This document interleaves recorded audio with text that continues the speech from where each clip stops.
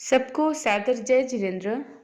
जिन धर्म के 24 तीर्थंकरों में से 23वें तीर्थंकर जिनको हम 108 और नामों से भी जानते हैं, ऐसे श्री पार्श्वनाथ दादा जिनका एक प्रसिद्ध नाम जीरावला पार्श्वनाथ, उस तीर्थ के बारे में हम कुछ संक्षिप्त परिचय जानते हैं।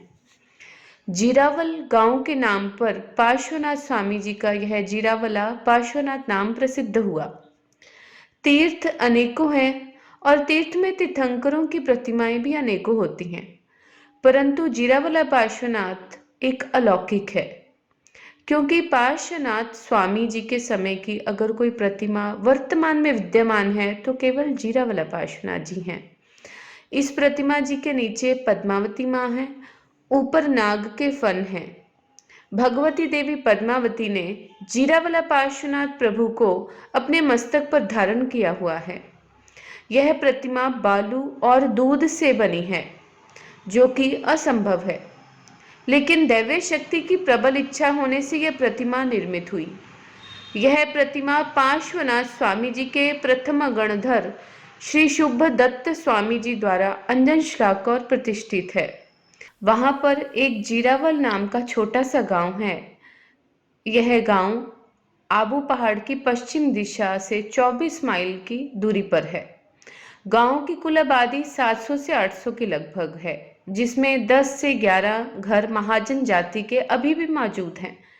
यह गांव जीरापल्ली नामक पहाड़ की तलैटी पर बसा हुआ है और गांव की सीमा के बाहर गांव से उत्तर दिशा की ओर पहाड़ की तलैटी में एक दर्शनीय एवं मनमोहक तथा विशाल 52 जिनाले से सुशोभित जीरावला पार्श्वनाथ जी का प्राचीन मंदिर विद्यमान है। इस मंदिर का इतिहास बहुत प्राचीन है। विक्रम संवत 327 में श्रेष्ठी वर्य अमरासा के शुभ कर कमलों से इस मंदिर का निर्माण कार्य हुआ। कोड़ीनार नगर के अंदर ओसवाल जातीय एक सुप्रसिद्ध सेठ रहते थे, जिनका गोत्र था बाफना और नाम था अमरासा। एक समय ऐसा हुआ कि रात्रि के पिछले समय में सेठ अमरासा को स्वप्न आया। उसे ऐसी प्रतीति हुई कि जैसे उसे कोई जगा रहा है और जगाकर यह कह रहा है, सेठ अमरासा उठो, अपने हाथों से एक शुभ काम करो। आप कौन हैं और क्या काम कराना चाहते हैं? सेठ ने स्वप्न अवस्था में कहने वाले से प्रश्न किया। सेठ, घबराने या आश्चर्य करने की कोई बात नहीं है। मैं भगवान पार्श्वनाथ जी का अधिष्ठायक देव हूँ। शहर से बाहर भगवान पार्श्वनाथ दादाजी की प्रतिमा विद्यमान है। उसे अपने हाथों से निकालकर मंदिर में स्थापित कीजिए और भक्ति का लाभ लीजिए। इस प्रकार अधिष्ठायक देव के कहने पर सेठ अमरासा ने कहा, मेरे अहोभाग्य, परंतु मैं मूर्ति कहाँ से लाऊं? अमरासा, तुम भाग्यशाली हो, इसके लिए तुम्हें अधिक चिंता करने की आवश्यकता नहीं है। पूर्व दिशा की ओर गांव से निकलकर कोई 700-800 कदम पर्वत की ओर चढ़ना। इस प्रकार ऊंचा चढ़ने पर तुम्हें एक गुफा दृष्टिगोचर होगी। उस गुफा के दरवाजे से ईशान कोण में 5 हाथ गड्ढा खोदते ही तुम्हें भगवान पार्श्वनाथ जी की प्रतिमा मिलेगी और वह प्रतिमा जीरावला पार्श्वनाथ भगवान की है। उस प्रतिमा को उसी पहाड़ के नीचे तलैटी में विशाल मंदिर बनवाकर स्थापित करना। अधिष्ठायक देव की इतनी बात सुनते ही अमरासा प्रभु मूर्ति प्राप्त करने के लिए उठने लगे कि अमरासा की नींद खुल गई और अपने आप को चारपाई पर पड़ा हुआ पाया। अमरासा सोचने लगे कि क्या यह स्वप्न सच्चा होगा? क्या गांव के बाहर भी मूर्ति प्राप्त हो सकती है?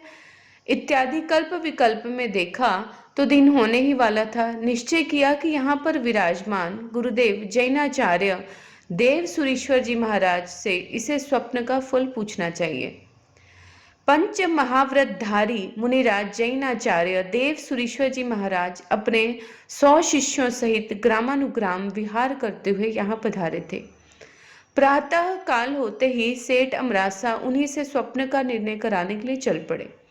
इधर जैनाचार्य देवसूरी जी को भी अधिष्ठायक देव ने वैसा ही स्वप्न दिया जैसा कि सेठ अमरासा को दिया था। सेठ हमरासा ने उपाश्रय से पहुंचते ही आचार्य श्री जी को वंदना की और विनय पूर्वक हाथ जोड़कर रात्रि का आया हुआ स्वप्न कह दिया। देवसूरी जी ने जब सेठ का स्वप्न सुना तो उन्हें स्वप्न के फल में संदेह न रहा, क्योंकि ऐसा ही स्वप्न उन्हें भी आया था ना। आचार्य श्री जी ने सेठ हमरासा से कहा, सेठ जी, आपको यह स्वप्न रात्रि के अंतिम प्रहर में आया है, इसलिए यह स्वप्न सच्चा प्रमाणित होगा। इतना ही नहीं, बल्कि यह स्वप्न जैसा आपको आया है ठीक वैसा ही मुझे भी आया है, इसलिए इसमें सफलता का किंचित भी संदेह नहीं। दोनों का स्वप्न एक ही जैसा है, इसलिए समस्त संघ को एकत्रित करके गुफा में जाना चाहिए। आचार्य श्री जी को वंदना कर सेठ अमरासा वापस आए। आचार्य श्री और अमरासा का स्वप्न आने की बात बिजली की तरह सारे नगर में फैल गई। गुफा में जाने के लिए जैनाचार्य श्री देवसूरी जी और श्रेष्ठी वर्य अमरासा तो तैयार ही थे, साथ ही साथ समस्त संघ भी बड़ी उत्सुकता से जाने के लिए उद्यत हो गया। आचार्य श्री देवसूरी जी और अमरासा अपने आए हुए स्वप्न के अनुसार आगे बढ़े। गांव से बाहर पहाड़ पर 700-800 कदम ऊंचाई पर जाकर ठहर गए। इधर इधर ध्यान से देखा तो उन्हें एक गुफा दृष्टिगोचर हुई। स्वप्न के अनुसार उसके द्वार से ईशान कोण में खोदना प्रारंभ किया और कुछ गहरा खोदते ही सेठ जी की दृष्टि पाषाण पर पड़ी और उसके बाद उन्होंने बड़ी सावधानी से इधर उधर की मिट्टी दूर की और पार्श्वनाथ भगवान की प्रतिमा के दर्शन प्राप्त किए। आए हुए समस्त संघों ने इस चमत्कार को अपनी आंखों से देखा और चारों ओर पार्श्वनाथ प्रभु के जयनाद से आकाश गूंज उठा। हर एक नगर के संघ अपने अपने गांव में प्रतिमा जी को ले जाने का प्रयत्न करने लगे और कोड़ीनार नगर के संघ ने श्री आचार्य देवसूरी जी से प्रार्थना की कि प्रतिमा को हम अपने नगर में ले जाना चाहते हैं, मगर गुरुदेव ने अलग अलग गांव से आए हुए लोगों में यद्यपि इस बात का बड़ा उत्साह है, तो गुरुदेव ने कहा कि पूज्य प्रतिमा को अपने अपने गांव ले जाना तो सब चाहते हैं, मगर हम जीरापल्ली गांव के संघ को सहर्ष इस स्वीकृति देते हैं कि वे अपने गांव ले जा सकते हैं। बस इस आज्ञा से जीरापल्ली के संघ में आनंद ही आनंद छा गया। समस्त नगरों में संघ ने बड़े महोत्सव से उस प्रतिमा को लेकर जीरपल्ली में प्रवेश करवाया। जीरपल्ली में प्रवेश होने के बाद मंदिर के निर्माण का कार्य सेठ अमरासा की ओर से प्रारंभ हुआ।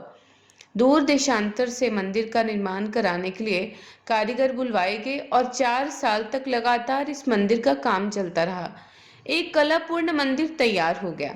दर्शनीय गगन चुंबी मंदिर तैयार होने पर विक्रमी संवत 331 विशाख सुदी 10वीं को शुभ मुहूर्त में उसकी प्रतिष्ठा हुई।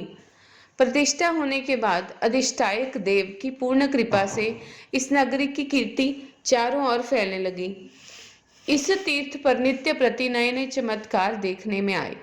लोगों की मनोवांछित इच्छाएं पूर्ण होने लगी। फिर तो क्या था, चारों ओर से हजारों की संख्या से यात्री का आना जाना प्रारंभ हो गया। दूर देशांतर से भी बहुत सी संख्या में यात्री यहाँ पर आए। आने वाले यात्री भगवान का दर्शन पूजन कर कृत्य होते, उनकी कामनाएं सफल होती। इस प्रकार जीरावाला पार्श्वनाथ की प्रतिमा के प्रभाव से चारों ओर से तीर्थ की प्रतिष्ठा फैलने लगी।